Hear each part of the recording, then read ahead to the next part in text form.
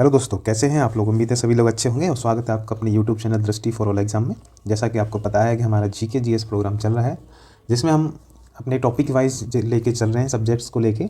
उसमें हमारा पहला सब्जेक्ट जो है वो भारतीय इतिहास है और हमने इसमें जो है 9 क्लास अब तक कर ली है अपनी, जिसमें हमने लास्ट में गुप्त काल को समझा था। आज की क्लास जो हमारी है वो 10वीं क्लास है और ये आपकी क्लास जो है इसके बाद आप दक्षिण भारत रह जाएगा, उसके बाद आपका जो है प्राचीन भारत पूरी तरह समाप्त हो जाता है। तो आज जो है आपकी सेकंड लास्ट क्लास है और इसमें आप पढ़ेंगे गुप्तोत्तर और राजपूत वंश के बारे में। इसमें हम जानेंगे कि गुप्तोत्तर काल में कैसे कैसे चीज़ें रहीं। गुप्त वंश को आपने पिछली वीडियो में समझ लिया था और आज समझेंगे कि गुप्तोत्तर काल में क्या क्या चीज़ें हैं और उसके बाद उसके विभाजन के बाद राजपूत वंश कैसे कैसे पैदा हुआ, उसमें कौन से जो है वंश जो है उत्पन्न हुए और उनकी जो है शासन व्यवस्था कैसे रही, ये चीज़ जानेंगे। तो चलिए शुरू करते हैं इस वीडियो को और क्लास को, देखते हैं कि क्या है इसके बारे में। तो मैंने पिछली वीडियो में आपको पूरा गुप्त काल बता दिया था। आगे गुप्तोत्तर काल में क्या है कि जैसे गुप्त काल का विभाजन हुआ तो उसमें एक सबसे महत्वपूर्ण शासन व्यवस्था जो उत्पन्न हुई थी वो आपकी हर्षवर्धन की थी। तो आज हम हर्षवर्धन से शुरू कर रहे हैं कि गुप्तोत्तर काल में जो आपके मुख्य पढ़ने के लिए है वो हर्षवर्धन के बारे में है। तो पहले तो एक बात जान लीजिए कि ये पुष्यभूति वंश से संबंधित थे हर्षवर्धन, और इनका जो जीवन काल था 606 से, मतलब शासन काल था 606 से लेकर 647 तक ये शासन पर रहे। अब वैसे तो इनके जो है माता पिता, इनके बारे में चीज़ें आती नहीं हैं, लेकिन अगर आप जानना चाहें तो मैं इधर आपको बता देता हूँ कि इनके पिताजी का नाम जो है प्रभाकर बर्मन था। प्रभाकर बर्मन इनके पिता थे और माता का नाम जो है माता का नाम था यशोमती। माता का नाम था यशोमती। तो इस तरीके से आप जान सकते हैं पिताजी और माताजी इनकी ये थे। दूसरी बात इनके बारे में जानने वाली बात है कि ये जो है इनकी राजधानी, पहली बात जान लीजिए, ये हिंदू जो है अंतिम सम्राट थे, हिंदू जो आपके पुष्यभूति वंश के थे जो गुप्तोत्तर काल में बने। इसके बाद जो है वो शासनकाल शुरू होता है मुगलों का या दिल्ली सल्तनत, उसके बाद खिलजी, इसके बारे में पढ़ेंगे हम, तो उसके बारे में जानेंगे। इनकी राजधानी जो थी वो थानेश्वर थी। पुष्यभूति वंश में जब हर्षवर्धन बने थे तो उनकी राजधानी जो थी वो थानेश्वर थी। लेकिन क्या हुआ कि जो कन्नौज में मोखरी वंश था उसको जीत लिया था। तो मोखरी वंश यानी कन्नौज को जीतने के बाद उसको अपनी राजधानी बनाया। तो एक बार क्वेश्चन भी आया था अभी जो एक पेपर में यूपी SSC में कि उसके जो हर्षवर्धन थे उन्होंने अपनी राजधानी थानेश्वर से कहाँ पे स्थानांतरित की थी, तो उन्होंने थानेश्वर से कन्नौज में जो है अपनी राजधानी जो है स्थानांतरित की थी। ये आपको याद रखना है। तो इस तरीके से ये 2 बातें इनके बारे में जानने वाली हैं। तीसरी बात, ये जो है इनके दरबार में बाणभट्ट जो है आपके इनके दरबारी कवि हुआ करते थे और इन्होंने हर्षचरित और कादम्बरी जो है रचनाएं की थी। हर्षचरित में हर्षवर्धन के बारे में पूरी जानकारी मिल जाती है। दूसरी बात, इनके समय में मथुरा जो था सूती वस्त्रों हेतु प्रसिद्ध था और बल्लभी जो है वो शिक्षा का केंद्र था। तो बल्लभी नालंदा शिक्षा के 2 केंद्र थे। बल्लभी और नालंदा दोनों शिक्षा के केंद्र हुआ करते थे और मथुरा जो था आपका वो सूती वस्त्रों के लिए फेमस था इनके समय में। इसके अलावा हर्ष और पुलकेशन द्वितीय जो थे, हर्ष जो है उनके जो है पुलकेशन द्वितीय के साथ युद्ध हुआ था नर्मदा नदी के तट पर, और उसमें क्या हुआ कि हर्ष की पराजय हुई थी। तो ये जो आपकी है कि एक बार क्वेश्चन पूछा था कि जो है हर्ष की किसके साथ, तो पुलकेशन द्वितीय के साथ युद्ध हुआ था और उसमें क्या हुआ था कि हर्ष की जो है पराजय हो चुकी थी। अब इसके अलावा बात जानते हैं कि हर्ष के टाइम वेनसांग हर्ष के शासनकाल में ही जो है चीनी यात्री जो थे वो आपके भारत में आए थे और इन्होंने क्या किया कि वेनसांग से मिलकर बौद्ध धर्म जो है हर्ष को बौद्ध धर्म जो है उसके अनुयायी बनाया, यानी बौद्ध धर्म को उसको हर्ष को सिखाया और वो उन्होंने अपने बौद्ध धर्म का पालन किया। तो इसके अलावा बौद्ध जो हर्ष थे वो क्या है कि 443 ईस्वी में करीब कन्नौज और प्रयागराज में धार्मिक सभाओं भी करते थे। तो ये है कि ये महामोक्ष परिषद उसको बोला जाता था और हर्ष जो है कन्नौज में और प्रयागराज में जो है हर साल जो है धार्मिक सभाएं किया करते थे। इसके अलावा वो एक नाटककार यानी कवि भी थे हर्ष। तो हर्ष जो हैं वो उन्होंने कई नाटक अपनी रचनाएं की, उसमें से प्रियदर्शिका, रत्नावली, नागानंद, इस तरीके से उन्होंने 3 रचनाएं की थी। इसके अलावा इन्होंने चीन में जो है दूत भी भेजे। तो ये कुछ बातें हर्ष के बारे में आपको जाननी चाहिए। अब जो है कि वेनसांग तो आ गए भारत में, अब उनके बारे में चीज़ें जान लेते हैं कि उन्होंने हर्षवर्धन की जो है शासनकाल को किस तरीके से समझा या किस तरीके से बताया है। तो पहली बात, 430 ईस्वी में भारत आए और 15 वर्ष तक वो भारत में रहे। ये बात आपको ध्यान रखनी है कि वेनसांग जो है वो भारत में जो है 630 ईस्वी में आए थे और उन्होंने 15 वर्ष तक यहाँ स्टे किया। इसके अलावा उन्होंने क्या हुआ कि नालंदा विश्वविद्यालय में शिक्षा प्राप्त की और बौद्ध ग्रंथ ले जाने के लिए भी आए थे, सीखने आए थे और उसको ले जाने भी आए। इसके अलावा उस पढ़ते पढ़ते उन्होंने जो है शासन व्यवस्था देखी और हर्षवर्धन का जो संरक्षण मिला, उसके बाद उन्होंने CU की लिखी, CU की यात्रा वृत्तांत लिखा, जिसमें उन्होंने कई चीज़ें बताई कि जो समाज था हर्षवर्धन का वो वर्ण एवं जाति पर आधारित संगठित था। इसके अलावा मथुरा जो था वो सूती वस्त्र के लिए, वाराणसी रेशमी वस्त्रों के लिए प्रसिद्ध था हर्षवर्धन के समय में। इसके अलावा उन्होंने कहा कि जो समाज था वो शूद्रों को कृषक कहा है, तो हर्षवर्धन के समय जो है शूद्र जो हुआ करते थे उनको इन्होंने बताया कि वो कृषक थे। इसके अलावा इन्होंने कहा कि जो शासन व्यवस्था थी हर्ष की, उसमें मृत्युदंड नहीं दिया जाता था, अंग भंग किए जाते थे। अगर कोई चोरी कर रहा है तो उसकी जो है आंखें वो हाथ काट देना, और कोई अगर लड़की छेड़ता है या कुछ करता है तो उसकी आंखें फोड़ देना, यानी हाथ के बदले हाथ और आंख के बदले आंख, इस टाइप का नियम ये चलाते थे। और इसके साथ ही वेनसांग से ही इन्फ्लुएंस होकर उन्होंने जो है वेनसांग ने हर्ष के जो समय जो सभाएं होती थी उससे छठे महामोक्ष में भाग भी लिया था वेनसांग ने, तो ये आपको जानना है। इसके अलावा इन्होंने भारत को किस नाम से पुकारा है, तो भारत को इन्होंने यिंतु बोला है। वेनसांग ने भारत को क्या नाम दिया, तो यिंतु बोला है। ये आपसे एक बार क्वेश्चन किया गया है तो इसको ध्यान रखिए। इसके अलावा एक और ये क्वेश्चन पूछा गया कि जो है वेनसांग को क्या बोला जाता है, तो इसको यात्रियों का राजकुमार भी इनकी संज्ञा दी जाती है कि ये यात्रियों के राजकुमार कहलाते हैं।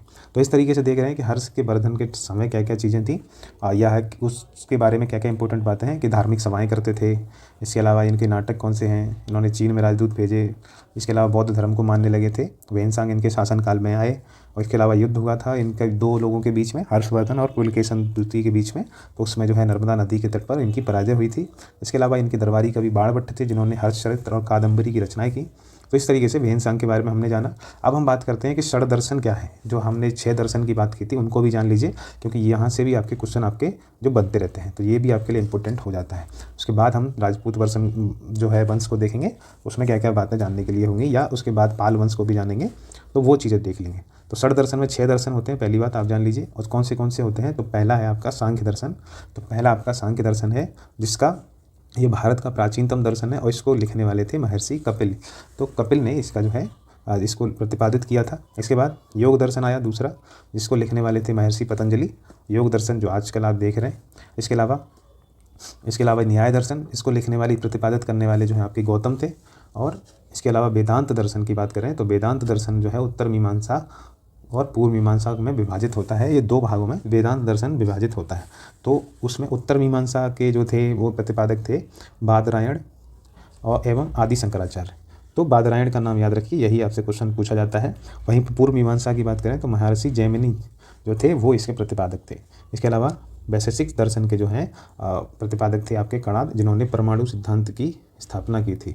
तो परमाणुवाद का सिद्धांत इन्होंने दिया था। परमाणुवाद का सिद्धांत किसने दिया, तो कणाद ने दिया था। तो आपके इस 6 दर्शन से कई बार क्वेश्चन पूछे जाते रहे हैं। और ये दोनों जो पूर्व मीमांसा दर्शन है और आपका उत्तर मीमांसा दर्शन है वो किस पे आधारित है, तो वेदों पर निर्भर होते हैं ये दोनों।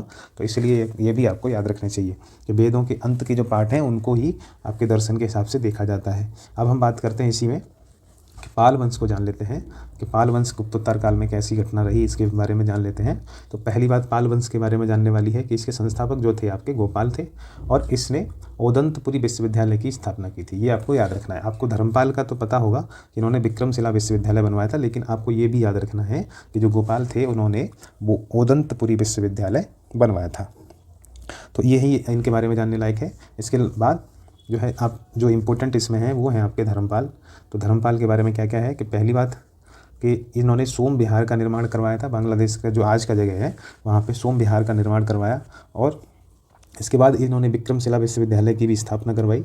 इसने कन्नौज के शासक इंद्रायुद्ध को हराकर क्या किया था कि चक्रा युद्ध को कन्नौज की गद्दी पर बैठाया। तो क्या हुआ कि त्रिपक्षी युद्ध में ये शामिल हुए थे। तो मैं उसके बारे में बात करूँगा, त्रिपक्षी युद्ध के बारे में। तो उसमें ये शामिल हुए थे, और उसी त्रिपक्षी युद्ध के बारे में आगे बात होगी कि उसमें कौन कौन शामिल हुए थे। जैसे कि राष्ट्रकूट उसमें शामिल थे, उसमें राष्ट्रकूट।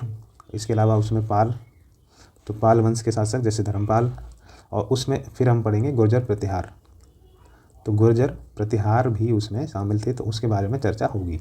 अभी आप समझिए कि पाल वंश ने जो है इंदिरा युद्ध को हराकर चक्रा युद्ध को कन्नौज की गद्दी पर बैठा दिया था, और कन्नौज को लेके ही त्रिपक्षी युद्ध होता है आगे, तो उससे बात करेंगे। तो ये भी त्रिपक्षी युद्ध से जुड़े थे। इसके अलावा त्रिपक्षी युद्ध में जब पहला स्टेज में इन्होंने जीत हासिल कर ली थी, तब जो है इनको उत्तरापद स्वामी की उपाधि दी गई। उसके बारे में चर्चा होगी कि कैसे उपाधि इनको मिली। इसके बाद बौद्ध दार्शनिक हरिभद्र इसके आध्यात्मिक उपदेशक थे। ये आपको याद रखना है कि हरिभद्र किससे संबंधित हैं, तो आपके धर्मपाल से संबंधित हैं। इसके बाद जानेंगे कि मुंगेर राजधानी इन्होंने बनाई। देवपाल के बारे में जान लेते हैं कि देवपाल जो है इन्होंने मुंगेर को राजधानी बनाया। उसके अलावा उन्होंने उदंतपुरी बौद्ध मठ का निर्माण करवाया। शैलेंद्र वंशी शासक बालपत्र देव को नालंदा में बिहार बनाने की अनुमति दे दी। इसके अलावा इन्होंने लोकेश्वर शतक को संरक्षण भी दिया, यानी वन दत्त को संरक्षण प्रदान किया। अब बात करते हैं महिपाल की। ये भी आपके लिए इंपॉर्टेंट हो जाते हैं कि पाल वंश का दूसरा संस्थापक एक तरह से ये माने जाते हैं। इसके अलावा इसके काल में चोल शासक जो राजेंद्र प्रथम थे ने बंगाल पर आक्रमण किया था और इसे हरा दिया था। तो महिपाल जो थे वो उसको कौन हराने वाले हैं, तो राजेंद्र प्रथम ने इनको हराया था। इसने तिब्बत में बौद्ध भिक्षु अतिश को भेजा था। ये भी आपको रखना है कि अतिश को भेजने वाले कौन थे, तो महिपाल थे। इसके अलावा इसमें एक और बात जानने वाली है कि अंतिम शासक पाल वंश का अगर पूछते हैं तो आप लगाएंगे अंतिम पाल शासक रामपाल थे। इस तरीके से इनके बारे में है। इसके साथ ही सुलेमान नामक एक अरब व्यापारी जो है पाल शासक को रूहमा कहा है, यानी कि जो आपका सुलेमान अरब व्यापारी था उसने पाल शासक को क्या कहा है, रूहमा कहता था वो। उसका मतलब उन्होंने एक शब्द दिया रूहमा पाल शासकों के लिए। इसके साथ ही पाल शासक महायान शाखा से संबंधित थे। तो ये भी आपको याद रखना है कि महायान शाखा से संबंधित थे आपके पाल वंश के शासक। तो इस तरीके से पाल वंश के बारे में जो इंपॉर्टेंट खबर हैं वो ये आपकी इधर हो जाती हैं सारी। अब हम देख लेते हैं छोटे छोटे जो कश्मीर में कई बार एक दो क्वेश्चन बन जाते हैं, वहाँ से चीज़ें क्या हैं आपके लिए। तो पहली बात, इसमें 3 छोटे छोटे वंशों के बारे में जानेंगे, जिसमें उत्पल वंश को पहले जान लीजिए आप। उत्पल वंश के संस्थापक अवंती बर्मन है। बस इतना ही इनके बारे में कि इसके साथ संस्थापक कौन थे वो आपको जानना है। इसके अलावा इनके संस्थापक कौन थे, यानी कि लोहार वंश के तो संग्राम राज जो थे उनके संस्थापक थे। हर्ष को कश्मीर का नीरो कहा है, तो हर्ष को इन्होंने, यानी इस वंश के हर्ष को कश्मीर का नीरो कहा गया। ये आपको याद रखना है कि इस वंश के लोग क्या कहते थे, कश्मीर का नीरो। हर्ष प्रसिद्ध लोहार शासक था, तो यानी एक तरह से लोहार वंश में भी एक हर्ष नाम का जो है शासक हुआ करता था। कल्हड़ ने राजा तरंगिणी लिखी और हर्ष को आश्रित कवि कहा है। इसके साथ ही कारकोट वंश की बात कर लेते हैं कि इसके बारे में क्या है कि इसके संस्थापक तो हैं दुर्लभ वर्धन, और इसमें प्रमुख शक्तिशाली राजा जो था आपका ललितादित्य, जिसने मार्तंड मंदिर बनवाया था। तो मार्तंड मंदिर का निर्माण जो कारकोट वंश के ललितादित्य ने करवाया था, ये आप याद रखिए। इसमें एक और इम्पोर्टेंट आपके लिए जानने वाली बात है कि जो आपके जैनुल आबदीन जो कश्मीर के शासक थे उसको कश्मीर का अकबर कहा जाता है। इन्होंने आपके 1420 से लेकर 1470 तक आपके शासन किया था कश्मीर पे। तो ये इनके बारे में जानने की। अब हम बात करेंगे राजपूतों के बारे में कि राजपूत राजवंश कैसे कैसे स्थापित हुए, कौन से थे, उनके बारे में जान लेते हैं। पहली बात कि प्रतिहार का शब्द यहाँ पे, अब हम गुर्जर प्रतिहार पहले आपके राजपूत वंश के बारे में पढ़ेंगे, जिसमें हम प्रतिहार का शाब्दिक अर्थ होता है द्वारपाल, यानी प्रतिहार का मतलब था द्वारपाल। तो राजा भोज द्वारा 7वीं सदी में स्थापित किया गया था इसको, प्रतिहार वंश को। और ग्वालियर अभिलेख शिलालेख में प्रतिहारों के शुरुआती परिवार का वर्णन मिलता है। तो ये आपको याद रखना है कि राजा भोज ने तो इसकी स्थापना की थी। इसके अलावा जो है आपके ग्वालियर शिलालेख में क्या है इनके बारे में पता चलता है। अब हम बात करेंगे 53 युद्ध के बारे में कि उनमें क्या क्या घटना रही थी, उसके बारे में हम जान लेते हैं थोड़ा सा। तो मैं आपको बता दूं कि मैं आपको मैप के ज़रिए थोड़ा सा समझाने की कोशिश करता हूँ कि ये जैसे आपका मैप है। तो अब देखिए कि यहाँ पे मैं तीनों की बात करता हूँ कि जो आपके राष्ट्रकूट थे वो इस एरिया में थे। तो राष्ट्रकूट यहाँ पे हैं, राष्ट्रकूट ये हैं। इसके अलावा पाल जो हैं वो इस एरिया में हैं, और कन्नौज आपका इसमें यहाँ पे था, ये आपका कन्नौज। इसको लेके लड़ाई हुई है, जिसको 53 युद्ध बोला जाता है। इसके साथ ही जो इम्पोर्टेंट जो है जानने वाला एक और है आपका जो है गुर्जर प्रतिहार। तो इनके बारे में भी हम इसको लेके चलते हैं। गुर्जर, एक सेकेंड, ये आपका गुर्जर प्रतिहार। तो गुर्जर प्रतिहार है ये। अब क्या हुआ, 53 युद्ध का मतलब क्या है कि इसको लेके लड़ाई है सारी, और तीनों के बीच में लड़ाई है, इन तीनों के बीच में इसको लेके लड़ाई है। तो इसको लेके तीनों के बीच में जो झगड़ा है उसी को 53 युद्ध बोला जाता है, उसी को 53 युद्ध बोला जाता है। तो इन तीनों को लेके जो आपका झगड़ा है, उन तीनों को लेके जो झगड़ा है उसी को 53 युद्ध बोलेंगे। अब इस ज़मीन पे कब्जे के लिए तो अब क्या क्या चीज़ें हुई इसमें जान लीजिए, कि मैं आपको कहानी के रूप में बताता हूँ। कि पहली बात, कन्नौज का ये गुर्जर प्रतिहार का एक शासक था जिसका नाम था वत्सराज। उसने क्या किया कि कन्नौज पे आक्रमण कर दिया, और इंदिरा युद्ध जिसके बारे में मैंने ऊपर बताया था उसको क्या हुआ, हरा दिया, और कन्नौज पे क्या हुआ, नियंत्रण कर लिया। इसने कन्नौज पे जो है कंट्रोल कर लिया। अब क्या हुआ कि जो पाल शासक थे धर्मपाल जी, उन्होंने क्या किया कि वो ऊपर की तरफ बढ़ रहे थे, यहाँ से ये ऊपर की तरफ बढ़ रहे थे, अपने शासन को फैला रहे थे। तो क्या हुआ कि युद्ध होना तय हो गया। तो युद्ध होना तय हुआ, तो युद्ध हुआ भी, और युद्ध हुआ तो क्या हुआ कि उन्होंने वत्सराज को हरा दिया। युद्ध हुआ था, उसी बीच में युद्ध होते समय यहाँ से आपके तीसरे जो आपके राष्ट्रकूट वंश के एक शासक थे ध्रुव करके, उन्होंने क्या किया, इसमें हस्तक्षेप कर दिया, और इन्होंने क्या किया कि इन दोनों को हरा दिया, इन दोनों को हरा दिया। और जो है आपके धर्मपाल ने धर्मपाल ने क्या किया कि आत्मसमर्पण कर दिया और इन्होंने भी आत्मसमर्पण कर दिया। फिर उसके बाद क्या है कि ये वापस लौट गए, ये आपके राष्ट्रकूट जो शासक थे वापस लौटे। अब जब वापस लौटे तो फिर क्या हुआ कि फिर से यहाँ पे कन्नौज को लेके फिर से युद्ध मतलब शुरू हो गया। अब क्या हुआ कि यहाँ पे क्या किया कि धर्मपाल ने जो है इंदिरा युद्ध को हटाकर उसके जो भाई थे चक्रा युद्ध को शासक नियुक्त कर दिया।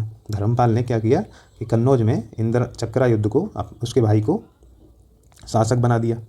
शासक बनाने की वजह से क्या हुआ कि अब जो है चक्रा युद्ध के बारे में उसमें क्या कहते हैं कंट्रोल में शासन आ गया कन्नौज का। तो इन्होंने पाल वंश को, चक्रा युद्ध ने क्या किया कि पाल जो आपके धर्मपाल थे उनको जो है आपके कौन सी उत्तरापथ, जिसके बारे में मैंने अभी बात की, उत्तरापथ स्वामी की क्या है उपाधि दे दी। उपाधि देने के बाद इस तरीके से बातें चलती रहीं। लेकिन क्या हुआ कि अगली बार फिर से युद्ध हुआ इन दोनों के बीच में, भाइयों में, इंदिरा युद्ध और चक्रा युद्ध के बीच में, जिसमें क्या हुआ इंदिरा युद्ध और चक्रा युद्ध के बीच में लड़ाई शुरू हो गई। अब इसमें क्या हुआ कि चक्रा युद्ध तो जीत गए, लेकिन क्या हुआ कि जब तीसरी बार जब आपके जो है कि जो गुर्जर प्रतिहार है उसका एक शासक हुआ, उसके बाद उसमें हुए थे नागभट्ट। तो इसमें नागभट्ट द्वितीय जो है उन्होंने फिर से आक्रमण किया कन्नौज पर, और कन्नौज पर आक्रमण करने के बाद इन्होंने अब क्या हुआ कि कन्नौज पर आक्रमण किया, लेकिन क्या हुआ पाल और राष्ट्रकूट शासक दोनों आपस में मिलके इन्होंने क्या किया नागभट्ट को हरा दिया, और इसको नागभट्ट द्वितीय जो आपके थे उनको हरा दिया और उस पर कंट्रोल कर लिया। लेकिन वापस चले गए ये क्या कहते हैं आपके राष्ट्रकूट जो है फिर से वापस चले गए, और फिर से जो है आपके गुर्जर प्रतिहार का एक और शासक था जिस मतलब उसके हारने के बाद मेहर भोज जो है आपके मेहर भोज जो हैं उन्होंने फिर से आक्रमण किया कन्नौज पे, और वहाँ के पाल शासक जो थे उसको देवपाल जो कहते हैं उसको हरा दिया। और हराने के बाद मेहर भोज ने क्या किया कि आपके कन्नौज पे कंट्रोल कर लिया, उस पर नियंत्रण कर लिया। तो एंड ऑफ क्या समझे आपके गुर्जर प्रतिहार जो उसका एक शासक था मेहर भोज, उसने कंट्रोल कर लिया आपके किस पे कन्नौज पे, और कन्नौज पे कर लिया इस पे कंट्रोल। तो अब हम समझते हैं कि चीज़ें कैसे कैसे हुई। तो तृतीय युद्ध आप समझ रहे होंगे कि किस तरीके से तीनों के बीच में युद्ध हुआ, और इस तरीके से गुर्जर प्रतिहार वंश जो है उसका शासन उसको बढ़ावा मिला। तो इसकी वैसे तो स्थापना करी थी हरिश्चंद्र ने, और इसका जो क्षेत्र था वो दक्षिण पश्चिम था, लेकिन वास्तविक जो आपके संस्थापक माने जाते हैं वो आपके नागभट्ट प्रथम माने जाते हैं। इनको मलेच्छों का नाशक भी इनको कहा गया है, इनकी उपाधि दी गई है मलेच्छों का नाशक। इसके अलावा इसने अरबों से लोहा लिया, यानी अरबों से युद्ध करते रहे, ये कंट्रोल में उनको रखते रहे। इसके बाद क्या हुआ कि शुरुआत में ये चरवाहे हुआ करते थे और लड़ाके थे, यानी ये द्वारपाल की तरह, जिस तरीके का मैंने शाब्दिक अर्थ बताया कि ये द्वारपाल थे, तो ऐसे ही काम करते करते ये जो है चीज़ें करते थे। तो उसके बाद जैसे इसका इंपॉर्टेंट एक शासक है मेहर भोज, जिसके बारे में हमने चर्चा की।